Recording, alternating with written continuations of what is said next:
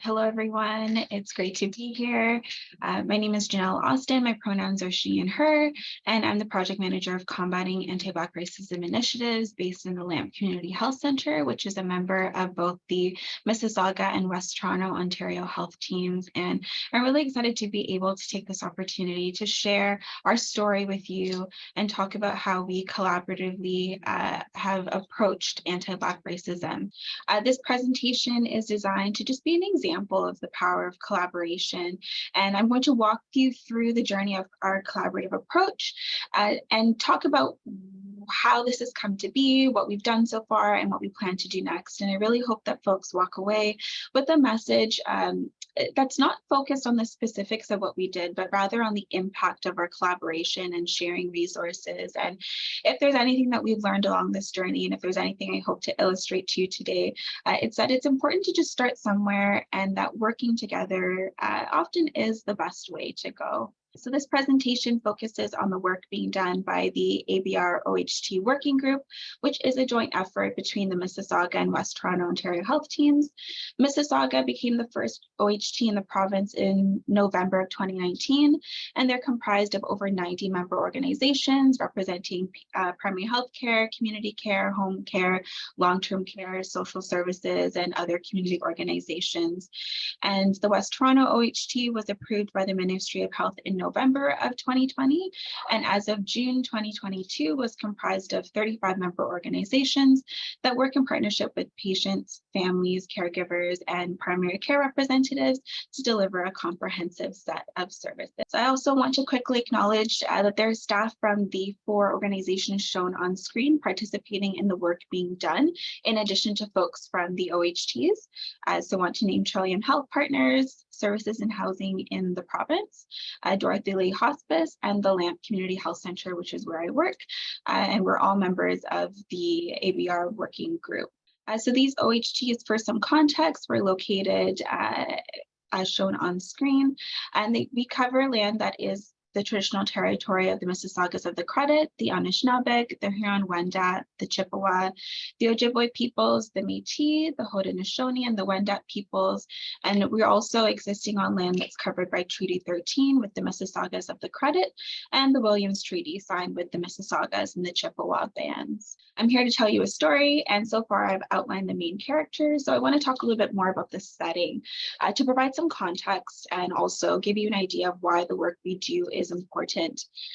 So according to the 2021 census data, the Black population represents the 3rd largest visible minority groups in the cities of Toronto and Mississauga, following the South Asian and Chinese communities in both cities. And this mirrors the trend across Ontario. So the Black population also comprises the 3rd largest visible minority group in the province, as well as across the country. The map on the lower left-hand corner showcases the distribution of the Black population in Toronto based on neighborhood, and the map on the right showcases the overall racialized population in Mississauga. So keep these maps in mind. We're going to come back to them in a short moment. As you can see, though, from these maps, there is a moderate population of Black and racialized folks in both areas, and in a moment you will understand why this is such an important area of focus for us. So every good story has a problem, and ours is no different. And in this case, the problem is quite a big one. It's anti-Black racism, which can be defined as policies and practices rooted in Canadian institutions such as education, healthcare, and justice, institutions that we work with and work for. And these institutions mirror and reinforce beliefs, attitudes, prejudice, stereotypes, and or discrimination towards people of Black African descent. And this has historically been a problem within Canada. The question really is whether or not we choose to acknowledge it. Anti-Black racism is woven into the fabric of our society, and it lies at the heart of the systems and institutions that we interact with on a daily basis. And studies show that racism can cause frequent stress on the body and trigger coping behaviors that often lead to illness and death. In the GTA, Black Canadians often face service deserts, so a lack of safe, inexpensive, and effective healthcare and community service in their communities.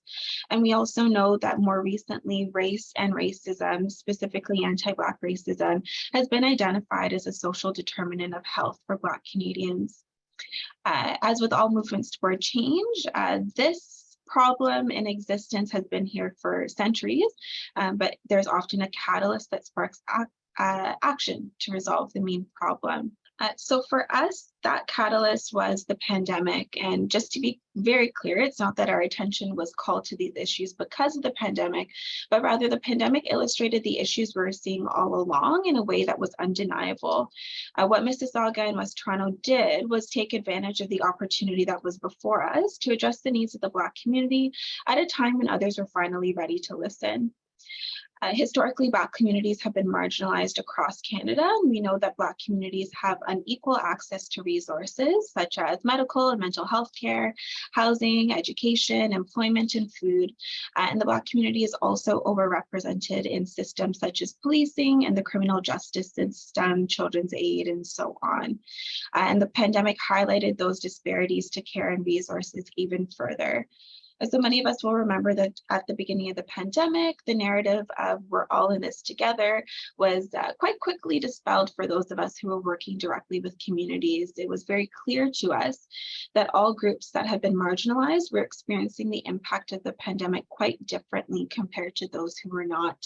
And while we didn't have statistics, the studies that have and are still coming out back up what we already knew. Black communities were amongst the most severely and significantly impacted by COVID-19.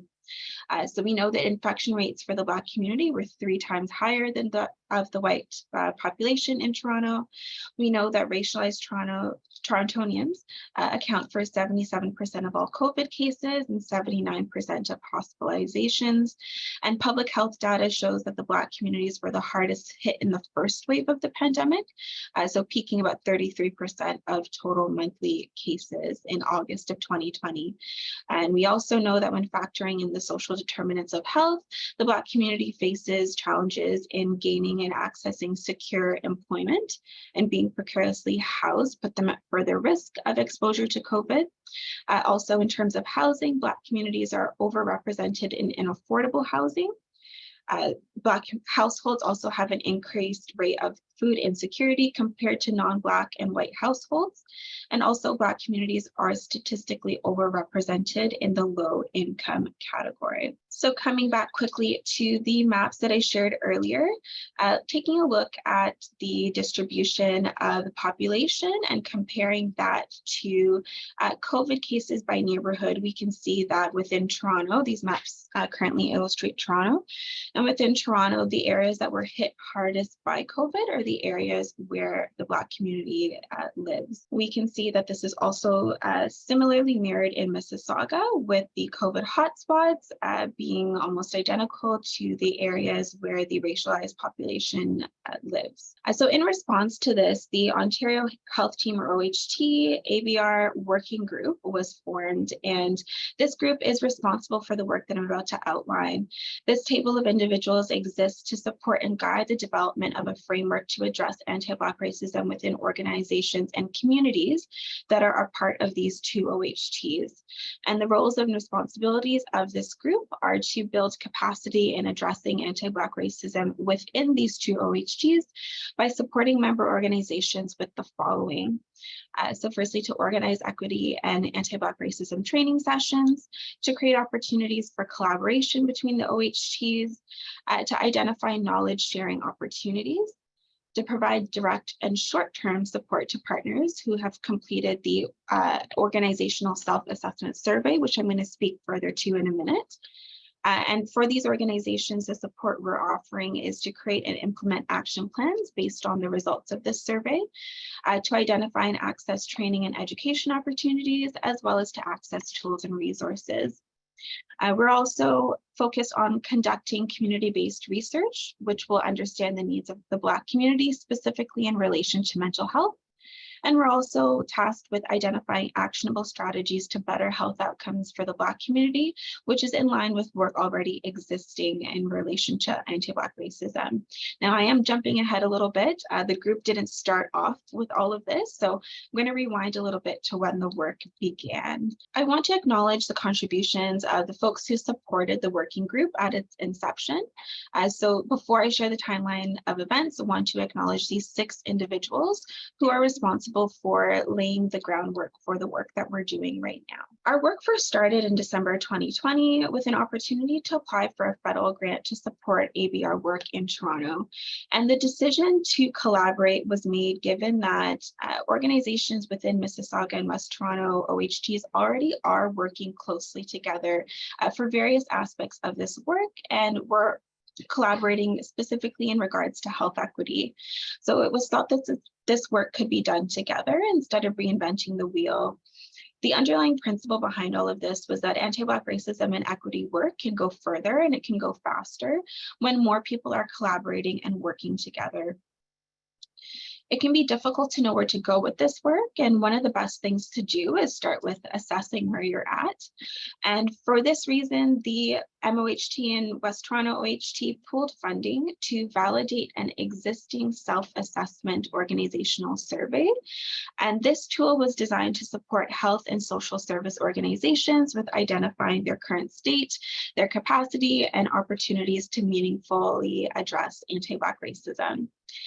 This was a significant undertaking by this group, and it enabled organizations to situate themselves within the context of their ABR work. The survey was updated in partnership with the Institute for Better Health, or IBH, which is a research institute affiliated with Trillium Health Partners. At the same time, the group is already collaborating to provide leadership education on health equity, understanding that knowledge sharing is a key aspect of the foundation of any health equity work. So not necessarily waiting until the survey results were out to do this aspect of the work. In order to provide both of these opportunities, again, the 2 Ontario health teams pooled their resources, which includes time and funds, to make this possible. And all of that work led to spring 2022, when things really started to gain traction and pick up. So the survey was implemented at this point, and it's remained open for a month from April to May 2022. We had a total of 20 organizations participating in this, and a total of 617 responses received. And the results were compiled and analyzed by the Institute for Better Health, which was possible through the pooled funding between the 2 OHTs. We were also able to compare the results and the responses across both OHTs because the survey was done collaboratively, and we realized that the results aligned and they were quite similar across both OHTs. So staff were highlighting gaps in various areas, which included recruitment and retention, organizational commitment to anti-Black racism, gaps in meaningful support offered and available to staff, as well as gaps in knowledge and information sharing. So the survey highlighted key areas for growth and work. They're currently being implemented, and based on these results, there were 3 commitments that the ABR OHT working group made. So in November of 2022, these 3 action items listed were presented to both OHTs, and we're continuing to work towards these items today. So the first action item was to hire a project lead, which is my current role, and I'm responsible for supporting the ABR work done by member organizations, and primarily those who have completed the survey. And I'll speak to those responsibilities a bit more in a moment. The second action item that was highlighted was an opportunity to facilitate a shared collaborative repository of resources around ABR. And while these repositories exist out there, we're not looking to reinvent the wheel. We are considering how to make those resources easily accessible, affordable, and available to our members. And the final action item presented was that we would be creating training opportunities for OHT members that focus more on actioning change within the OHTs. And this was already partially underway at this point in partnership with the COJO Institute. So coming back to our timeline, in the fall of 2022, the equity and anti-Black racism training sessions that were already underway in fall of 2021 were offered to OHT members with a combined total of 153 participants attending 4 sessions. And these sessions, which were offered by the Kojo Institute, enabled participants to learn about and discuss health equity through an ABR lens. And we've been able to make those recordings available to our member organizations. And currently, through the funds that the OHT working group has received for my position, they're using this role strategically to establish various aspects of our work. And we're focused on a few things in expansion from what was committed to back in November. So firstly, we're looking to provide hands-on opportunities for learning and knowledge sharing, and we're doing this in a couple of ways. My role is designed to offer one-on-one support to organizations who've completed the self-assessment. And this role is designed to provide expertise in areas such as creating and implementing action plans, accessing training and educational resources that are specific to the needs of each organization, as well as facilitating collaboration between OHT members. So really maintaining this collaborative approach. I will also be taking on responsibility for research, which I will mention in a couple minutes. We're also in the process of gathering a network of agencies within the OHTs to create what we're calling a learning network. And this is designed for us to learn from one another and share knowledge and expertise specifically related to anti-Black racism. And we are working on creating further training and learning opportunities, including an exciting new ABR training series that we have been able to make available to member organizations through funding from the OHTs at no cost to the members of the OHT. So it's another benefit of this collaboration. Secondly, we're committing to increasing access through resources, and this is done through a few ways. The aforementioned repository of resources, the training that I just mentioned, as well as developing and accessing policies. And finally, we'll be conducting research to support program and service delivery. And this will be done through further collaboration with Humber College's Center for Innovation and Health and Wellness. We're at the beginning stages of refining the research question and identifying a specific area of focus, but we are looking to conduct community-based research that will have a broad impact on member organizations of these OHTs. And then finally, we're looking to continue to share our learning and our work on anti-Black racism with broader OHTs through avenues such as this one. So as I wrap up, and in summary, the impact of our collective work in addressing ABR is so much wider than it would have been if we had not decided to work together. The opportunities would have still been available, but it would not have been possible to take advantage of these opportunities at the level that we have if we decided to work separately. And by choosing not to compete for resources and instead to collaborate to serve Black communities, we have been able to increase the impact of the work being done to the combined 125 plus members of both OHTs. We do know that collaboration can be challenging. However, in line with this health equity implementation foundation, it's very clear to us that pulling together our resources and supporting one another makes it possible for us to go much further than we could if we were trying to do this alone. And while the work isn't done yet, and the resulting impact of this work is yet to be seen, we're really excited to continue to collaborate to tackle this important health equity work together. So as I close, just want to say thank you to folks for taking the time to listen to our story. And the story is not yet finished, and we look forward to uncovering the ending collaboratively.